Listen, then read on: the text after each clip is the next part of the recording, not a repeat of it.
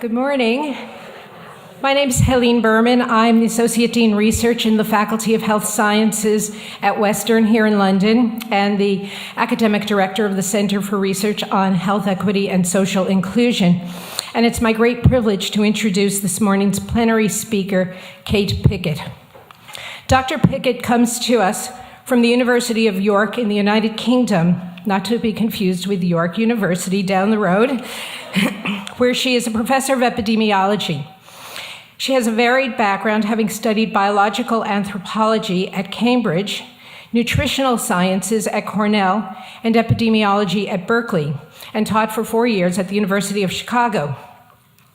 She's a fellow of the Royal Society of Arts and is a co-founder of the Equality Trust, an organization that is working to improve the quality of life in the United Kingdom by reducing income inequality. Dr. Pickett has received numerous awards and recognitions for her contributions, some of which are listed in the program bio.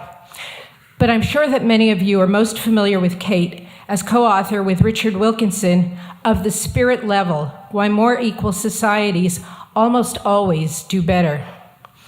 In wonderful detail, the authors use data from varied sources, including the United Nations, the World Health Organization, the World Bank, and the US Census, to illustrate convincingly and compellingly that social inequality is bad for our health and that it harms everyone, not only those living in poverty. The life-diminishing results of valuing growth over equality in wealthy societies can be seen all around us.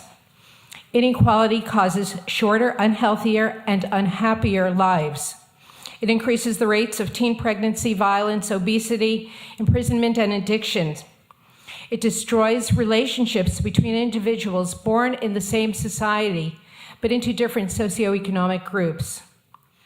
And its function as a driver of consumption continues to deplete our planet's resources. So eliminating income inequality can't be seen as an option. We have to do it, and it's a challenge that's even more imperative in the context of today's contemporary world events. And we need to recognize that income inequality is not a problem that exists elsewhere, but is very much a reality in Canada, in Ontario, and right here in London. Coming to the conclusion that we have to eliminate income inequality isn't something that requires an ideological leap. There are many parts of the world that are already leading the way. So either we go down the road of inequality and declining health, or we go down the road of equality. As Kate will share with us, I think, if we value our individual and collective health, there really is no choice. So I look forward to hearing what you have to say, and we're thrilled to have you here with us. Please join me in extending a warm welcome to Kate Pickett.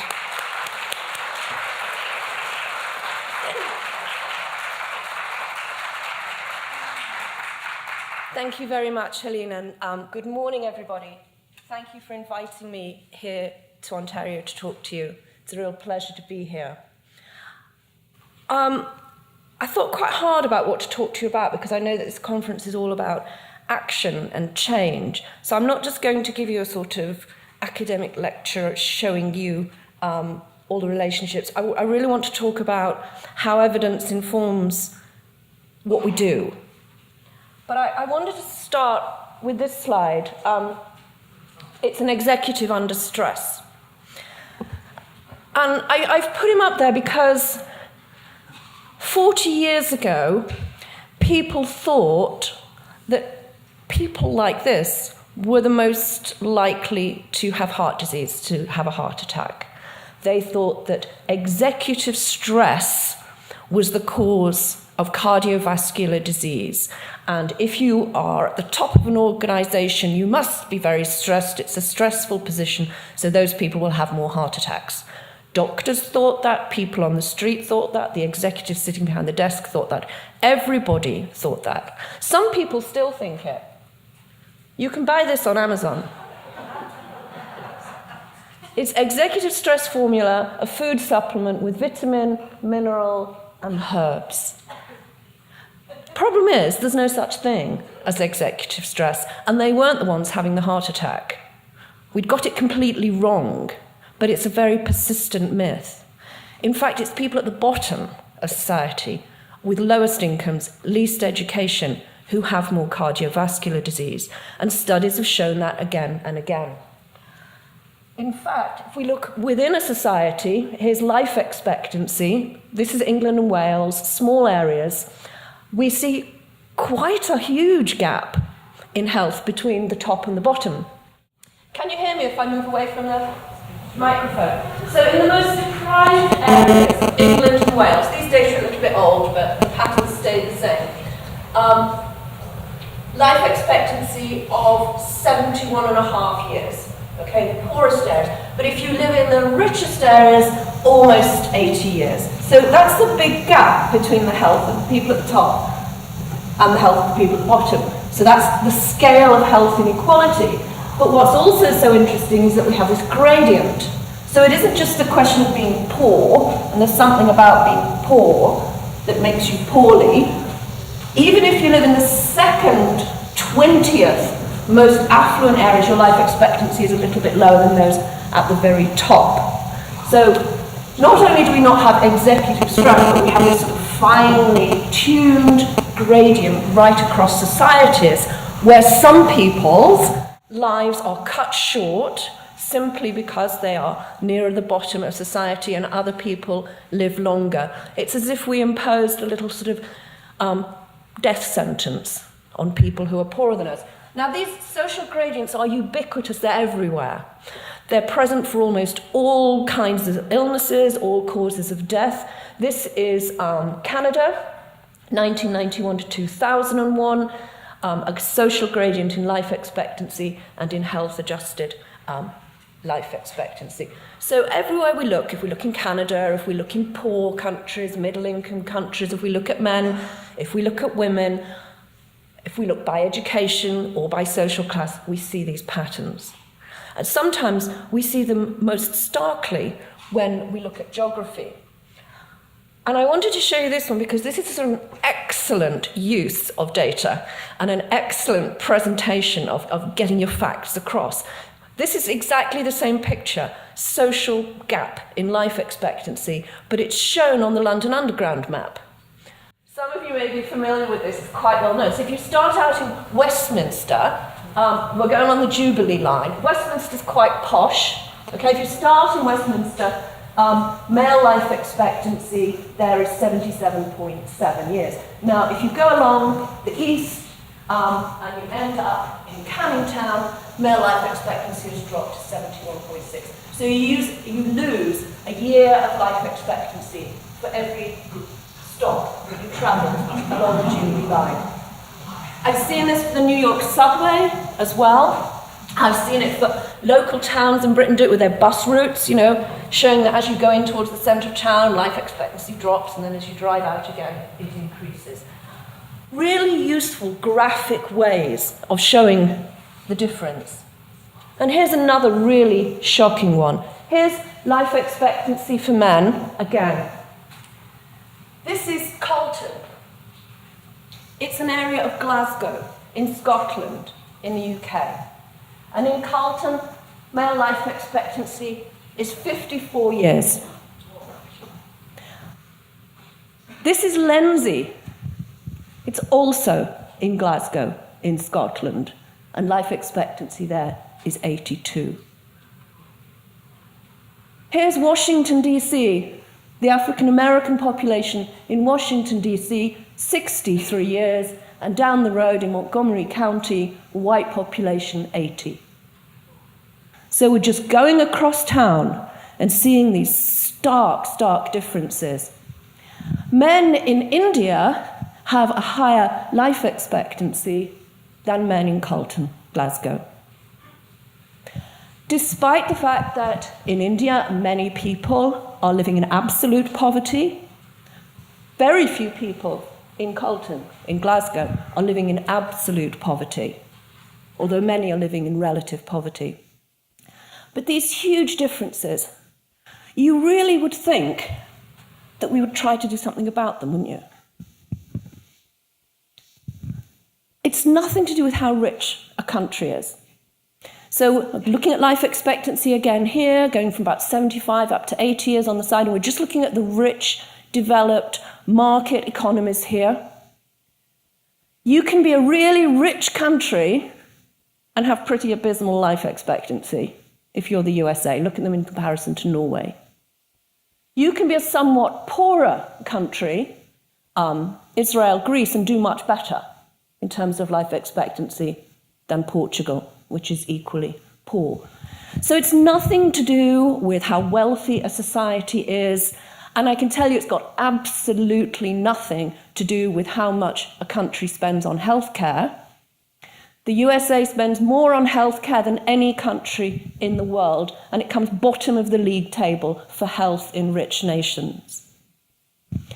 But what is related to health and many other social problems is the scale of inequality in a society. So it's not how rich a society is, it's how big the gap is between those at the top and those at the bottom. So Richard Wilkinson and I created an index of health and social problems. You can see them listed up the side there. If you're doing well on this index, you're at the bottom. If you're doing poorly, you're near the top. And we've got a measure of income inequality across the bottom.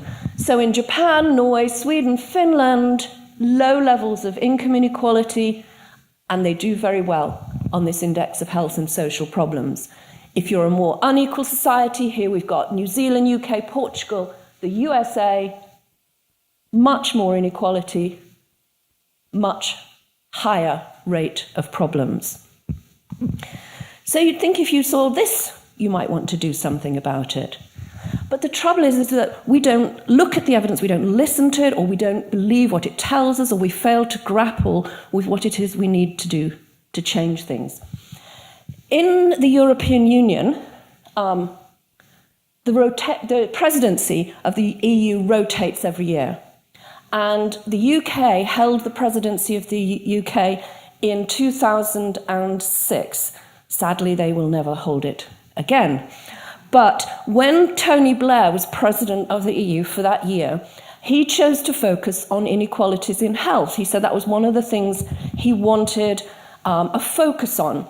And so he commissioned a professor at Erasmus University in the Netherlands, Johan Mackenbach, to look at health inequalities across Europe, come up with recommendations, see what good practice there was. And what Johan Mackenbach said was, well, the UK have got the best research on health inequalities. They've got a long tradition of it. They do it really, really well. They've got more government white papers and policy papers on what to do about health inequalities. And they've got more health inequalities stuff written into their clinical practice, their public health guidance, etc., than any other country. And it hasn't made the slightest difference. If anything, health inequalities are growing. I went the wrong way there. We've known this since 1980. So the Black Report was the world's first government-commissioned report on health inequalities. It was set up after Richard Wilkinson, my co-author, wrote a letter to the Secretary of State, a public letter published in newspapers setting out the shocking health inequalities he was aware of. So the government at the time, the Labour government, set up a commission to look at inequalities in health. It's called the Black Report. It was commissioned in 1977, I think, but it didn't come out until 1990. And by then we'd had a change of government. So we no longer had the Labour government that had commissioned this report, we had Margaret Thatcher. So they didn't like the Black Report, and they got a minister to write something in the front of it saying they didn't really believe it, and anyway, they weren't going to do anything about it. They weren't going to spend money on reducing health inequalities. And they published it on Bank Holiday Monday, an August public holiday, in the hope that nobody would notice. And they only published, I think it was 160 copies on sort of cheap paper. We've got 2 of these at home. They're sort of epidemiological gold, really, to have one of these original reports. There were so few of them. But when you try to bury something, sometimes it gets out anyway. And health inequalities became known. So most people in England who work in health and most of the public would no longer make the mistake of thinking that health is worse at the top than at the bottom. We had another report in the 1990s from Sir Donald Aitchison. It showed the same thing. We had another report in 2010 from Sir Michael Marmot. It showed the same thing. The health inequalities haven't changed. The recommendations about what to do about it haven't changed, and yet health inequalities are still growing. It's because we focus on the wrong thing. It's called lifestyle drift in my discipline. This is a model of the social determinants of health that we all think, is a reasonable approximation to what is going on. And it's the socio-economic and political context that determines the health of a population. But the reason why all of our UK health inequalities related policy and practice has failed to make any difference is because it concentrates on changing people's behaviours. Lifestyle drift is this tendency to focus on the downstream factors. We try to get people to stop smoking, we try to get people to eat more healthily, we would like them to have some exercise, but we don't want to do anything about poverty and inequality and joblessness and all of the other broader social determinants of health. And so we make no difference. Because if you manage to get somebody to stop smoking today, there's a kid behind the bike sheds having his first cigarette at school, age 9. So if you don't change the structures that continually reproduce the poor health, you will have to keep trying to do this forever. It's a band-aid at best and not a very good one. And yet we still go on sort of being surprised to find that these health inequalities exist. This year, so 2017, so decades after that Black Report came out, the Royal College of Paediatrics and Child Health produced a report on child health in Britain. The Guardian, which is, an excellent newspaper, tends to do a good job of reporting on the news, called this a landmark report. Stark inequalities, high rates of child death, etc. A landmark report. So in what sense was it a landmark? The risk of an infant dying in the bottom social class compared to the top is twofold. You're twice as likely to have a baby die if you're in the bottom social class as if you were in the top. That's exactly the same as in the Black Report in 1980. It hasn't altered one iota. It isn't news. This isn't a landmark report. This is more of the same. This report also said that British children aren't doing so well compared to children in other rich countries in Europe, for instance, that our children are less healthy, less happy. That's not new either. We've known this one since 2007. So we've known this for a decade. UNICEF produces an index of child well-being in rich countries, and here we're plotting it against a measure of income inequality, just as we did with our index of health and social problems. The more equal countries over here on the left, higher levels of child well-being, and the more unequal countries at this end doing worst. We came bottom in that one. The UK had the worst child well-being in rich countries in 2007. You'd think that would galvanise the politicians and the policymakers to do something, but when they saw that, they said, the data are old. Well, you all know, data are always old, okay? They're always old, because you have to collect them, you have to clean them, you have to analyse them, you have to publish them. Data are always old. They weren't that old. We'll be doing better next time, they said. We didn't come bottom in the next one because they'd added some poorer countries like Romania and Malta, but we're still lagging very much behind. They said, those are just statistics anyway. Those don't tell you what life is like or what the concerns of families in the UK might be. They're just statistics. So UNICEF UK said, all right, we'll go and do some qualitative work with families in Sweden, in Spain, and in the UK. They did ethnographic work with families. They met with groups of children in their schools. They tried to understand the lives of children in a very equal society, a very unequal society, and one that was somewhere in the middle. And what they found was that UK families' lives were being destroyed by inequality and materialism. And when they published that report, guess what they said? There's no statistics. Absolutely right, Vandana. You cannot win. They're just stories. Those are just stories. So the message really is you do need both.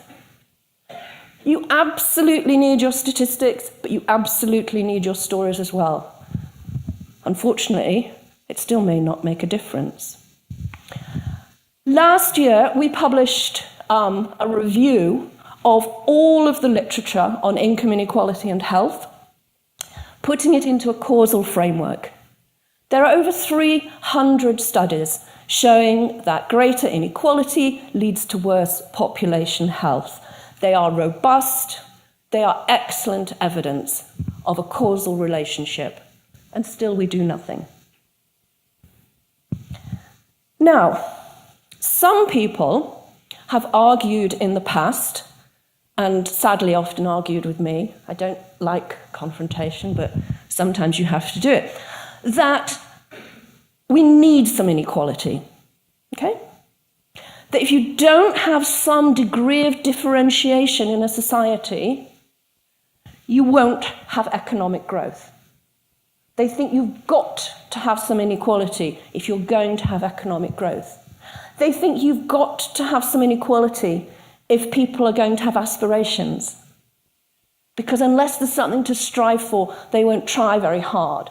So we won't be innovative, we won't be creative. There are reasons for needing some inequality. Well, that's another set of myths that are wrong. And when you're arguing, it's always good to have a Nobel Prize-winning economist on your side. Joe Stiglitz says inequality is bad for business, it's bad for the economy, it's bad for democracy, it's bad for societies, it's a choice, it's not an economic necessity. And we're getting more and more economists pointing out that there is no link between greater inequality and economic growth. It's bad for growth. It gets in the way of poverty reduction, and it causes economic instability, recessions, booms and busts. So there's no good economic reason for wanting to tolerate a certain degree of inequality. And it's bad for the environment too. Here we've got kilograms of CO2 emissions per $100 of income. More unequal countries emit more CO2 per capita. They do badly on a whole range of environmental things. They recycle less, more unequal societies. Have I got the bicycles one? Yeah, this is what I'm fond of. People take more trips by bicycle in more equal societies.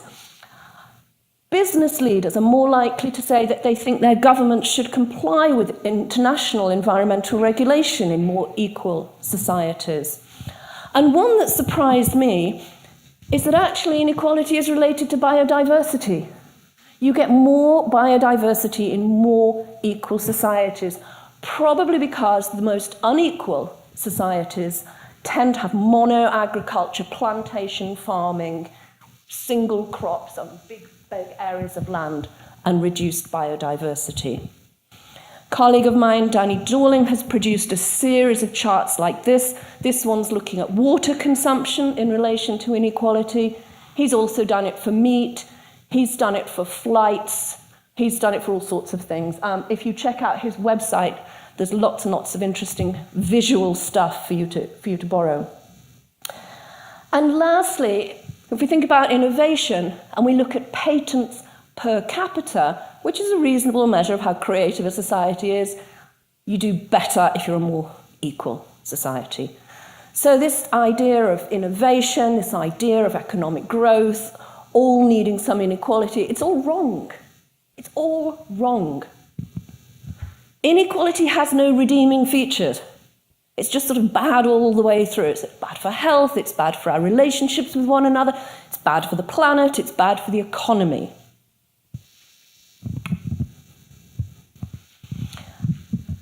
And there's less social mobility in more unequal societies.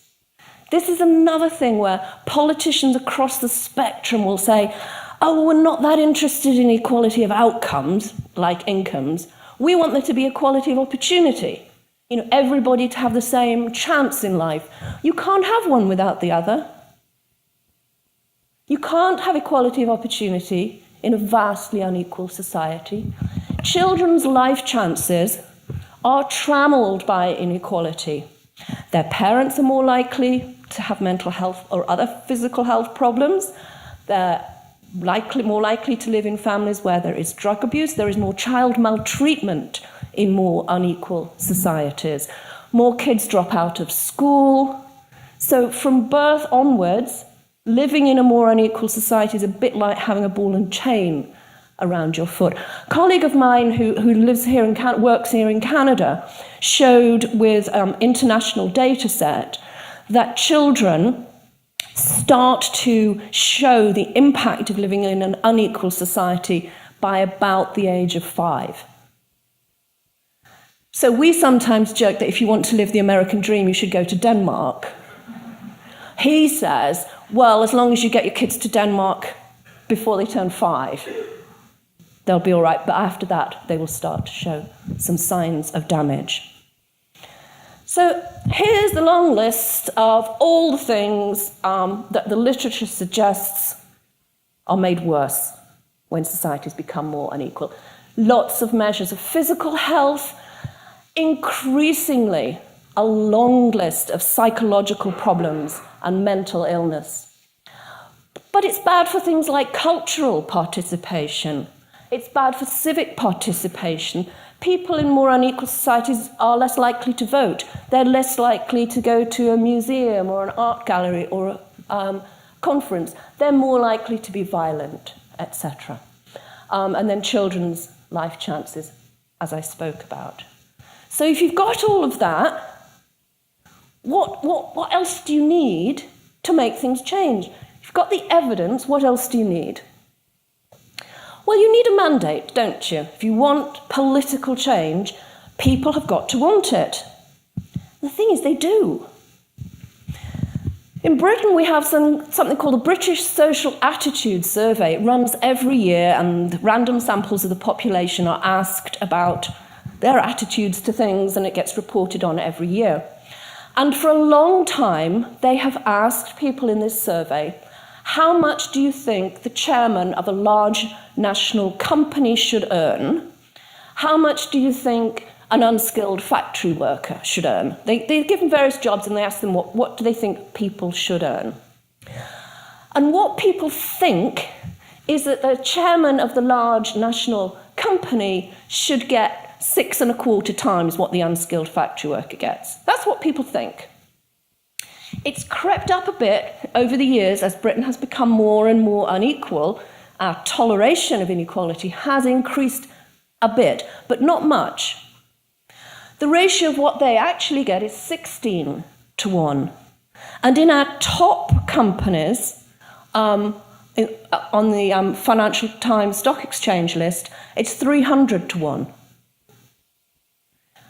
In America, at times, it's been over 400-1 in large companies. 80% of the British public think that income differences are too large. It's massive. If that's not a mandate, I don't know what is. Unfortunately, they don't know what they want done about it, but they do think something should be done about it. And Americans are just the same. Michael Norton and Dan Ariely, Harvard and Duke universities, did an online survey of Americans, and what they did was that they showed them distributions of wealth. They asked them to say what they thought the distribution of wealth is in America and what they would like it to be. You know, they got to pick one that they preferred. So the top bar is the actual distribution of wealth. We're talking about wealth here, not income. So what are we up to? Over 80%. The top fifth, the top 20% have over 80% of the wealth. Americans think they've only got 60%. They haven't, they've got 80%.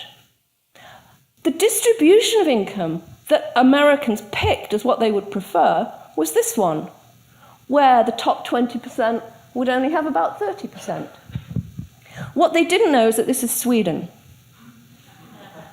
92% of Americans picked Sweden as the income distribution they would like. And it made no difference if they were Democrat or Republican, African American, Hispanic or white, male or female, educated or not. They all wanted Sweden. And if that's not a mandate, I don't know what is. What would we have to do? To reduce income inequalities, you can do it in two ways. You can either reduce income differences before tax, or you can use taxes and a benefit system, a welfare system, to redistribute wealth. So if you can stop people avoiding tax, if you can end tax havens, and if you can make taxation more progressive again, you will reduce inequality. The trouble with this strategy is that as soon as a new government comes in, they can change it.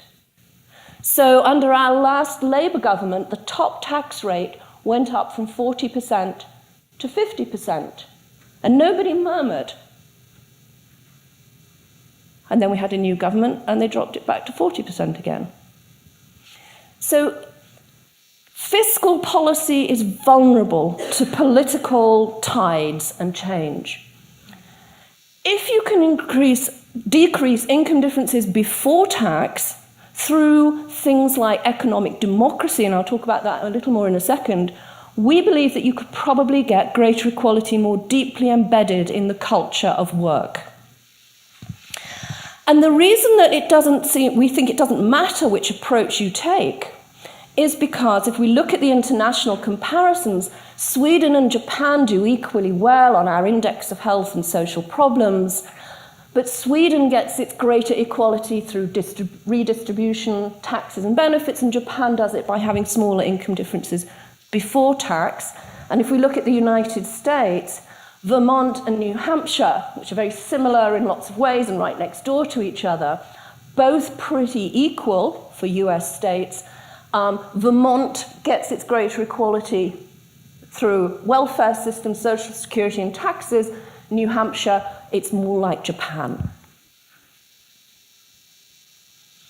What I mean by economic democracy is anything that brings a bit of democracy into the workplace. So it could be things like putting employee representatives on company boards, particularly on the remuneration committees that set the salaries.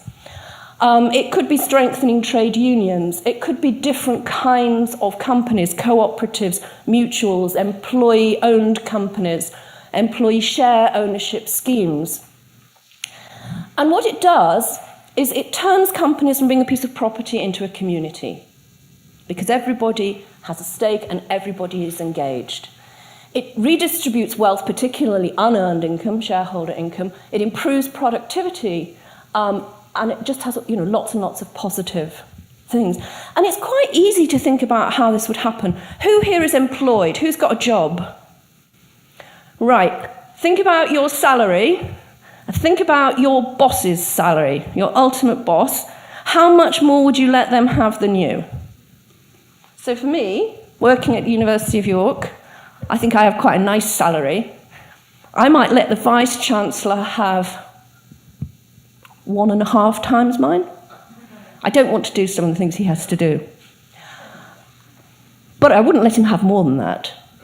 And if we compared his salary to the cleaning staff and the catering staff, maybe we'd all sit around and we'd go, well, 20 to 1, but we wouldn't say 300. So anytime you get people discussing these things, anytime there's some transparency and some openness and some discussion, then our human common sense comes shining through and we tend to do a lot better. So anything that increases democracy and democratic processes is going to help reduce income differences. You can see it beautifully if you look at this graph of changes in trade union strength in relation to income inequality over the 20th century. So we're going from 1918 here up to 2008, and the red line is income inequality and the grey line is union membership. And it's sort of like a photographic negative. So as trade union power waxes and wanes, inequality increases and decreases. This isn't because of what trade unions do around pay negotiations, really. It's a signal of the strength of a progressive movement in society when you have strong trade unions.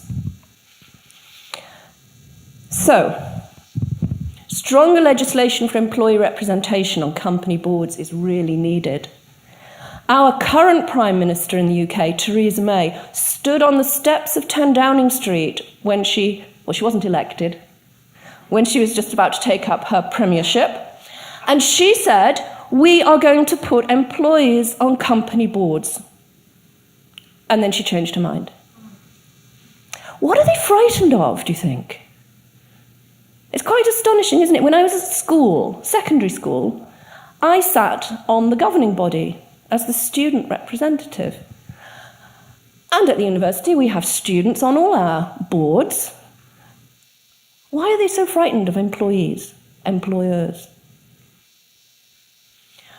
We could be incentivizing employee buyouts, we could give tax concessions for democratic businesses, but we can do things too. We need to take our business to the companies that are more democratic. What we need is something like a fair trade logo that shows which companies are more democratic, because then we could take our business to them. There's a lot more than you would think, but some of these are British, some of these are American. But you know, if you know these things, then you can go and buy Divine chocolate instead of Hershey's or something. You can have the phone co-op instead of AT&T. I was stopped in the supermarket the other day by a man trying to sell me a new phone plan. And I said, "No, I don't want it, thank you." And he said, "Can I ask why not?" And I said, "Well, I'm with the phone co-op." And he said, "What's that?" And I told him, and he said, "Oh, that's a good idea." So, you know, you can spread the word. We need to get these things better known. But it does feel like an uphill struggle. It's really hard to have an impact on these big problems. We set up the Equality Trust in 2009 to campaign for greater equality and to educate. It's a charity, now a registered charity. We publish a guide on what activists can do to fight inequality. It's a free download, so please do visit the Equality Trust website if you're interested. So we do our campaigning. We have local groups all over the UK. They campaign locally. You know, they write to their MPs. They hold hustings at elections. They ask potential politicians to sign up to pledges. But we're really struggling to make any impact at all at national government level. We wrote our book, Richard and I, to try and campaign, to try and get that word out, because nobody reads academic research. Nobody. I mean, not even your mum. I once read a paper by someone who I thought had got something badly wrong, and I thought, I'm going to write a rebuttal of that. And then I looked it up, and nobody had ever cited that paper.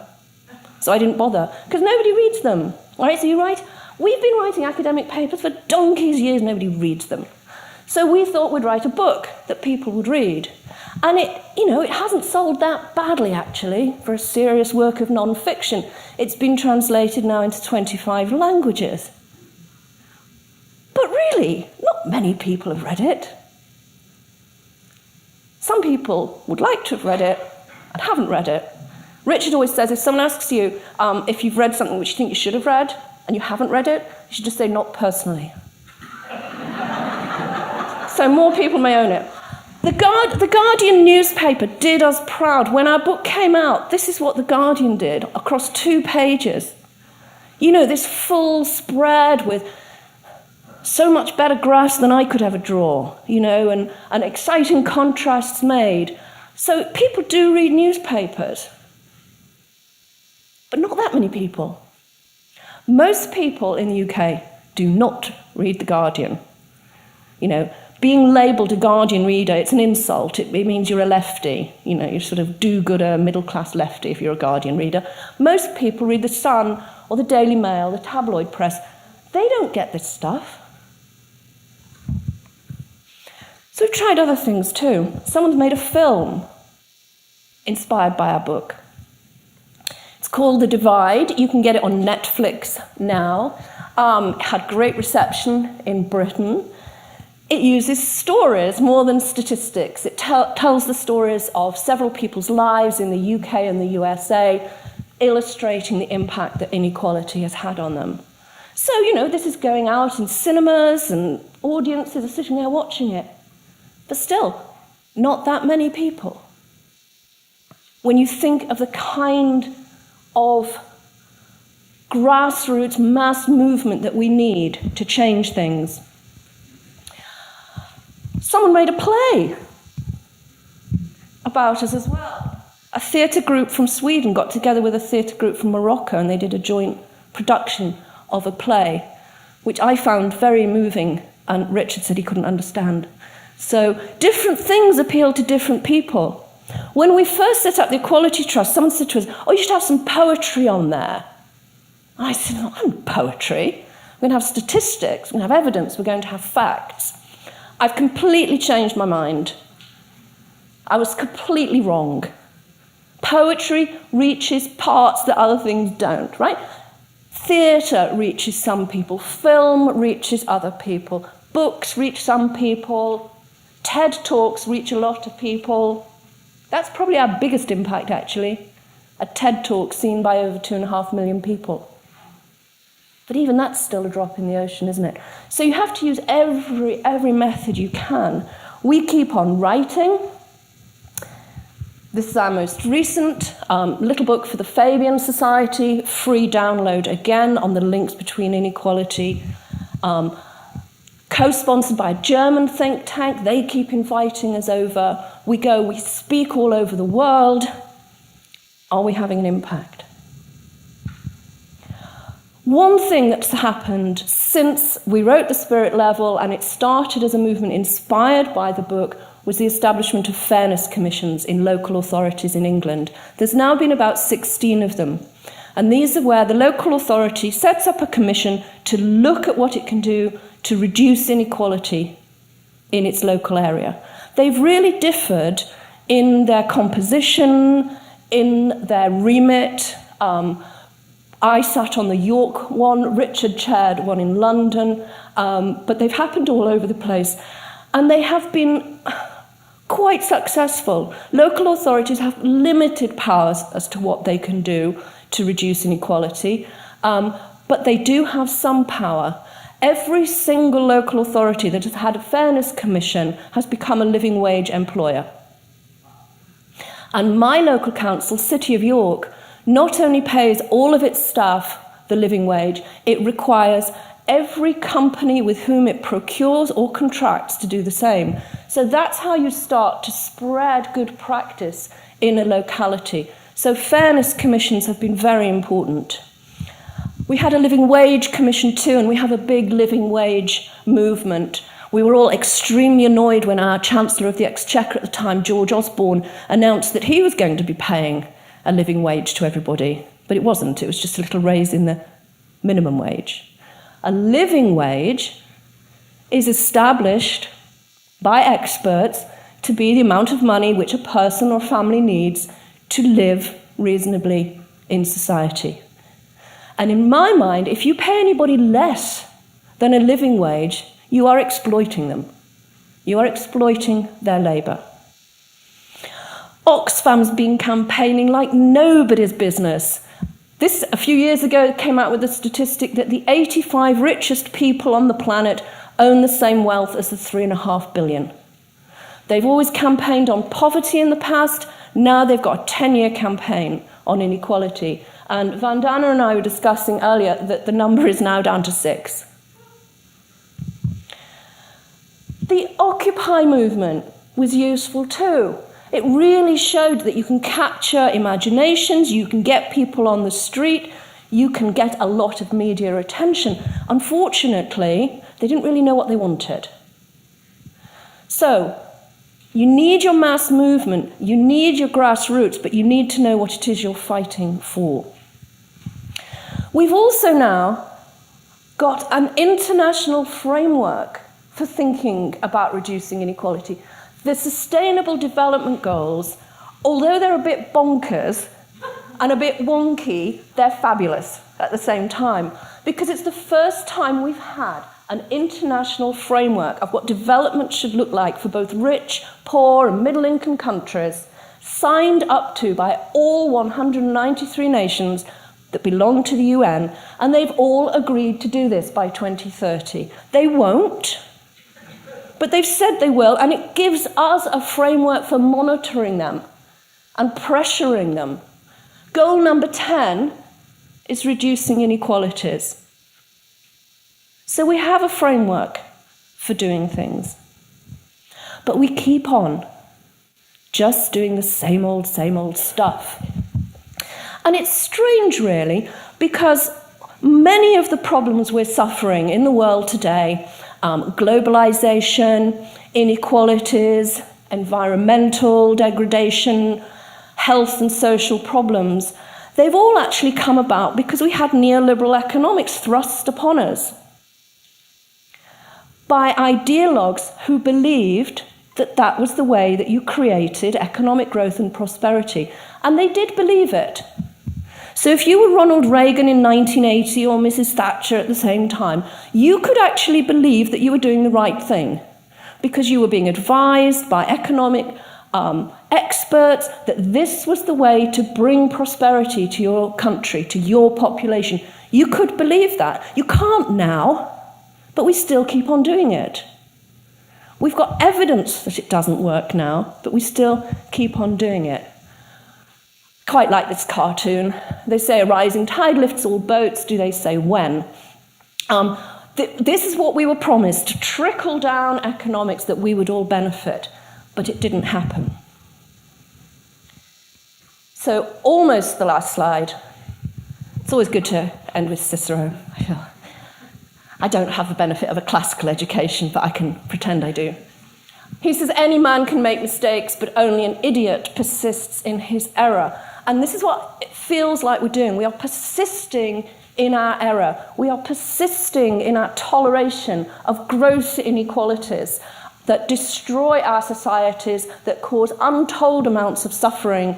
And we just go on thinking it's too big a problem to tackle. So I hope that what you're all here for this weekend is to help figure out how we do it. I'll keep doing my research, and I'll keep writing books, and when I can, I'll come and give talks, and I'll write blogs and things for newspapers when I can, and if somebody wants to make a poem about it, I'll be really happy. But I'm just one person, and we do need vast numbers of people rising up and acting in solidarity to change this. Look at the feminist movement, look at the civil rights movement, look at gay rights, and see how much progress can be achieved in a short period of time if enough people want it. We didn't see those changes because somebody in power decided to hand out some rights to people. We saw those changes because we all demanded them. And if we don't do it, things might get fearfully worse. This is my last slide. This comes from The Economist, not a publication noted for its progressive values or socialist tendencies. But they responded to a challenge on Twitter. Somebody said, what factors most predictive of Donald Trump's success?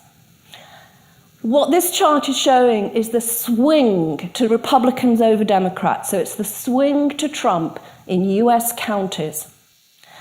And the factor that they found best predicted that swing to Donald Trump was an index of population health that included obesity, diabetes, heavy drinking, physical exercise or lack thereof, and life expectancy. So it was in the counties with the worst health in the counties most affected by inequality, in the counties where people are despairing because they've been left behind and their incomes haven't caught up, that's where we see the swing to Donald Trump.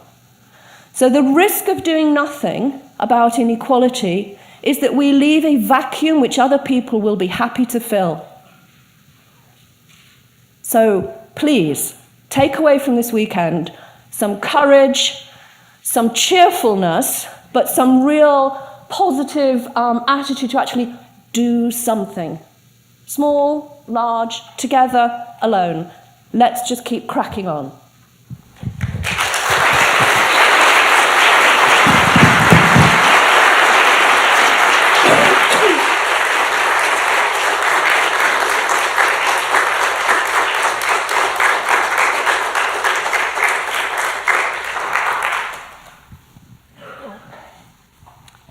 Doing my Phil Donahue, running through the room.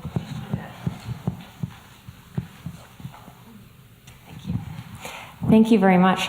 I have a question about the lifestyle drift. That's something I haven't heard of that term before, but in my field, which is industrial and labor relations, for many years we've been bemoaning the incursion of a very psychological, individual level kind of scholarship. So IO psychology, organizational behavior that really focuses on the micro level and the individual decisions, and a real hollowing out of the spaces in the academy for some of this more macro level scholarship, if you will. And I'm just wondering if you see that as kind of a trend, or if you see that in other places.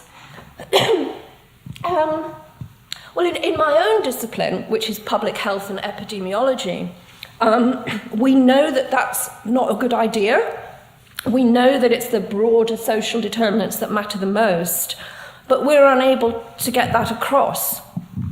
And you can still have a decent academic career studying smoking cessation programs and all of those individual behavioral interventions. I think my sense is that some disciplines are shifting towards a more social view, actually, rather than the other way. So I think economics is becoming more imbued with a sense of the social than it ever was, and God knows it needs more. Psychology as well. So a lot of the most interesting recent research on the impact of inequality is coming out of psychology, social psychological work. And even a lot of the work in neurology, brain and behavior is focused on the social. So people have now shown that in an experimental situation, if you make somebody feel excluded and left out, it hurts in the same area of the brain as if you hit them physically. So we feel social pain in the same way we feel physical pain. And you can reduce social pain by giving people Tylenol, obviously only temporarily. But this attention to the social, I think, is coming through quite strongly in some disciplines. So I'm interested by what you said, because it sounds like it's just going the other way in yours.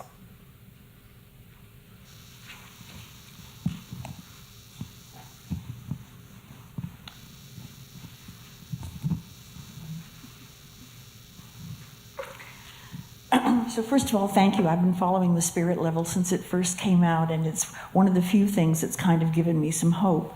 But what didn't give me hope was watching Donald Trump's person talking about the cutting back on Meals on Wheels. And so what I want to ask you is this, because it goes to the core of what we are now facing. As you said, maybe the Reaganites and the Thatcherites really believed it, but they cannot believe it now. So I saw this man say that, well, we have to change our focus from, the person who's receiving it to the person we're taking it from, and he lied because he characterized it as a single parent with a kid in Des Moines when we really know the tax cuts are for the wealthy, and nobody asked him, when you focus from the person who's receiving the money to who you are lying that's giving the money, what happens to the person that you're not giving the money to? They die. So two new words have come up that I've seen lately, which is exterminism and democide. So this isn't accidental. It isn't something that's just kind of happened. How, in heaven's name, do we actually fight back against what is so deliberately malicious and intended to kill people? That's my question, because it's all true, but we're missing the bit of how are we fighting back against that kind of attitude and that deliberate strategy of murder? That's my... I am known for doom and gloom. It's extremely difficult. So, leading up to the Brexit vote in the UK last year, we had a government minister say publicly, the British public have had enough of experts. We don't want your facts.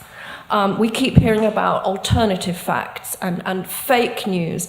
And so in this climate, how do you fight that, because you've got expertise and evidence, if people are just going to dismiss it? They always have dismissed it a bit, but they didn't used to be so rude about it.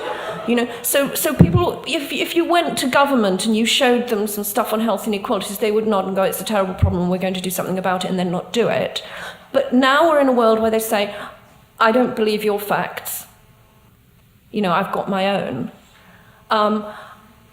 I really struggle, and this change feels so new that I'm still grappling with it. I do think at the moment what is hugely critical is a free press that is resourced to do critical and investigative journalism. At the moment, that feels like it's the only thing standing between us and some chaos. But we really need the solidarity. Vandana was telling me earlier about a meeting she had been to in Germany that tried to get the church and the unions, and who else was it?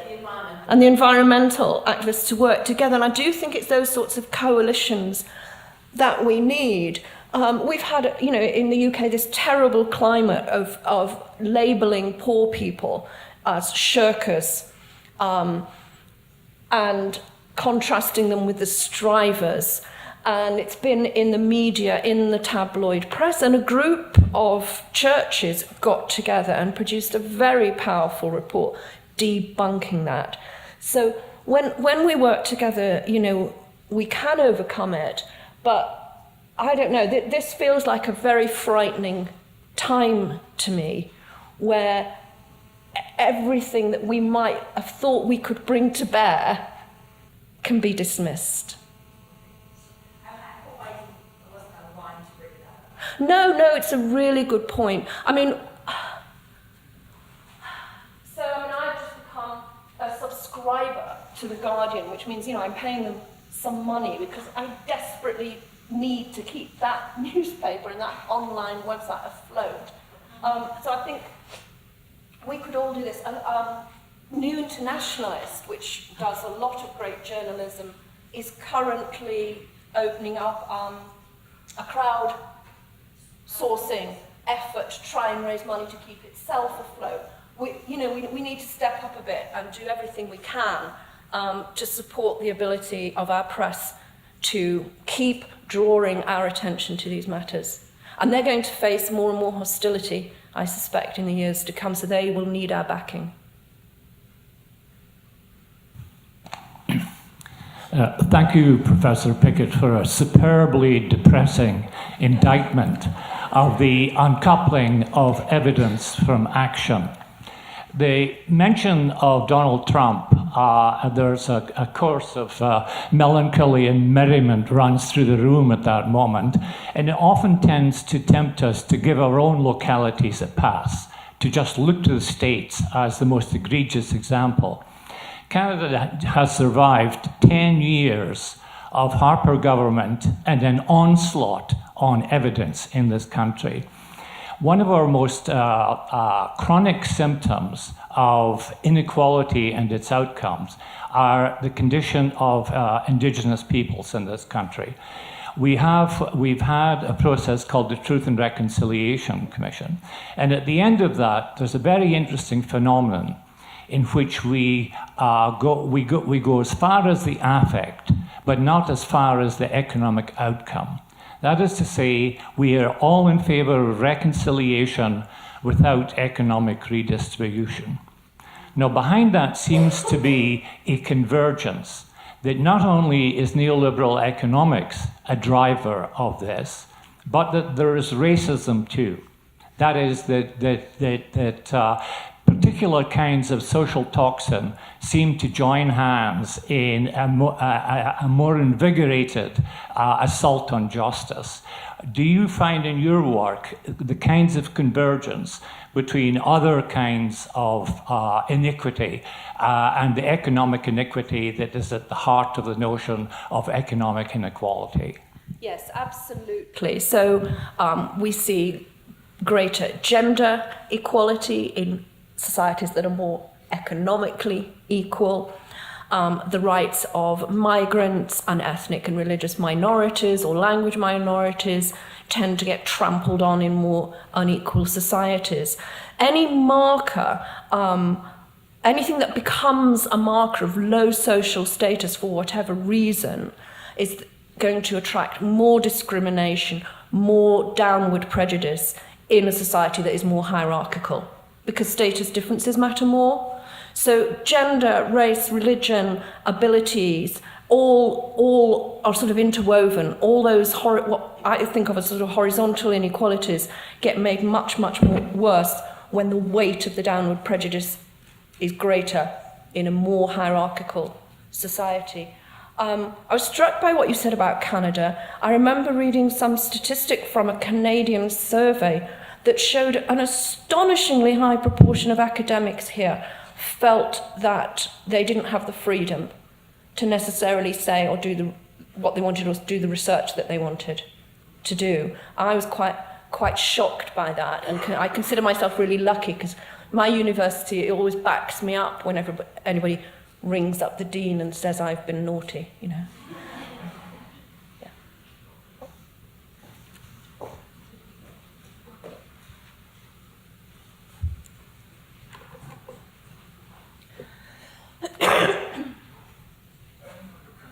Yeah. I'd have stood up sooner. I think that there is a major factor promoting inequality that you haven't taken into consideration, and that's the dynamics of our money system. The dynamics of our money system. If I could take a couple of minutes, I can get started on showing how this is at work. 97% of the money that's in circulation that we depend on for our economic transactions is created out of nothing by private banks in their normal process of making loans. Now, the kicker here is that the banks create the principal of the loans that they make, but they don't create the interest that they require to be paid. People who owe money have to go out and compete with each other to get enough money to pay that's been created as principal only to pay back both principal and interest. And this is an impossibility. People borrow more and more and more and get more and more and more into debt. And as we're all conscious of that. And eventually there's a recession, and those who are more vulnerable economically lose out. And with each economic recession, with the business cycle, which is really not necessary, but economists say is inevitable, there's more inequality that results. And the answer to this has to be for ordinary people through our governments to gain control over the power to create money out of nothing. We've turned that over to the private banks. We've got to get it back. And we can do this in Canada through our publicly owned Bank of Canada. And the income can be, inequality can be overcome through public support for public programs, instead of our spending $50 to $60 billion a year on paying interest to private banks. Good point. I am all in favour of doing something about not just a democratisation of our financial sector, but a reduction in that sector too, because it is the massive growth of the financial sector has driven inequality. There's a fabulous new book out by a woman called Anne Pettifer, an economist in Britain, which is about how to create alternatives to the banks. And we do have the power to do it. I do think it is an important part of what we need to do.